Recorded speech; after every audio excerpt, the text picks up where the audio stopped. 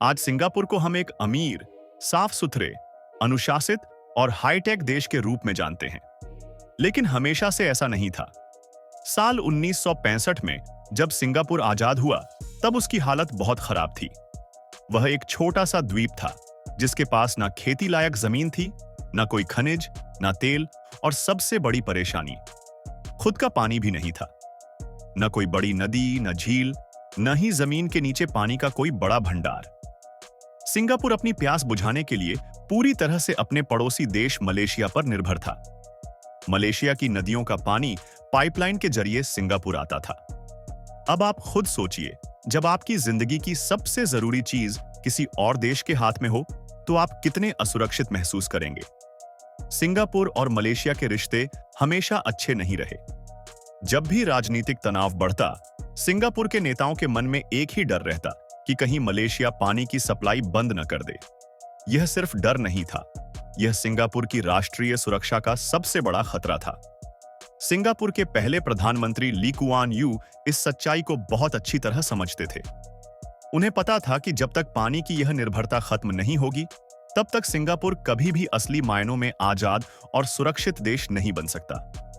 इसी सोच से जन्म हुआ एक लंबी और दूर की नजर रखने वाली योजना का, जिसे नाम दिया गया 4 नेशनल टैप्स, यानी 4 राष्ट्रीय नल। इस सोच का सीधा सा मतलब था कि पानी के कई स्रोत बनाए जाएं, ताकि किसी एक पर निर्भर न रहना पड़े। बारिश के पानी को जमा किया गया, समुद्र के खारे पानी को मीठा बनाने की तैयारी हुई, और बाहर से आने वाले पानी पर धीरे धीरे निर्भरता कम करने की योजना बनी। लेकिन इन सब के बीच जो सबसे अनोखा और क्रांतिकारी विचार था, वही था न्यू वाटर। न्यू वाटर का मतलब था इस्तेमाल किए हुए पानी को दोबारा इतना साफ करना कि वह पीने के पानी से भी ज्यादा शुद्ध हो जाए। यानी जो पानी कभी नाली में बहकर चला जाता था, वही पानी भविष्य में लोगों के गिलास में आने वाला था। सुनने में यह आइडिया अजीब लगता है, लेकिन सिंगापुर ने इसे हकीकत बना दिया। इसके लिए उन्होंने दुनिया की सबसे एडवांस टेक्नोलॉजी का इस्तेमाल किया। सबसे पहले पानी को बहुत ही बारीक फिल्टर से गुजारा गया, जिससे गंदगी और बैक्टीरिया निकल जाए। इसके बाद रिवर्स ऑस्मोसिस जैसी ताकतवर प्रक्रिया अपनाई गई, जो वायरस जैसे बेहद छोटे कणों को भी रोक लेती है। और आखिर में अल्ट्रावायलेट किरणों से पानी को पूरी तरह सुरक्षित बनाया गया। इस प्रक्रिया के बाद पानी इतना साफ हो जाता है कि उसमें कोई अशुद्धता नहीं बचती। लेकिन सबसे बड़ी चुनौती मशीनें नहीं थीं। सबसे बड़ी चुनौती थी लोगों का भरोसा जीतना, क्योंकि कोई भी आसानी से यह मानने को तैयार नहीं था कि जो पानी कभी टॉयलेट से बहा था, वही अब पीने के लिए सुरक्षित है। इसे कहते हैं यक फैक्टर, यानी सोचते ही घिन आना। इस सोच को बदलने के लिए सिंगापुर सरकार ने कमाल की रणनीति अपनाई। उन्होंने इसे कभी गंदा पानी या सीवेज वाटर नहीं कहा। उन्होंने इसे एक नया पॉजिटिव नाम दिया, न्यू वाटर।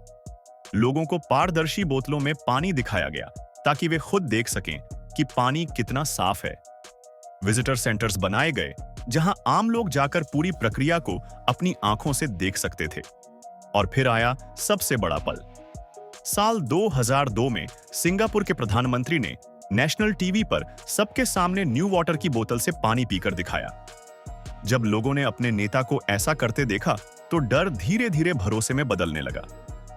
आज न्यू वाटर सिंगापुर की पहचान बन चुका है।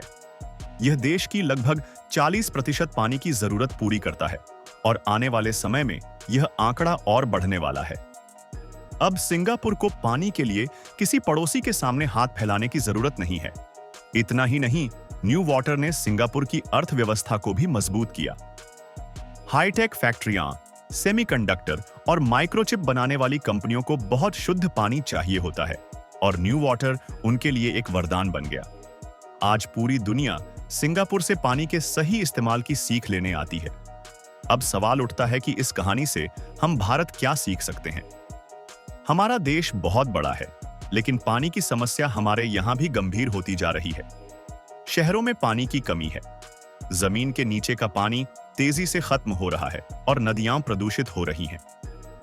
सिंगापुर की कहानी हमें सिखाती है कि पानी की हर बूंद कीमती है, चाहे वह बारिश की हो या इस्तेमाल की हुई। यह कहानी हमें यह भी बताती है कि सिर्फ समस्या पर शिकायत करने से कुछ नहीं बदलता। सोच बदलने से, टेक्नोलॉजी अपनाने से और लंबे समय की योजना बनाने से बदलाव आता है। अगर एक छोटा सा देश यह कर सकता है, तो हम क्यों नहीं? तो दोस्तों, सिंगापुर की न्यू वाटर की कहानी सिर्फ पानी की कहानी नहीं है।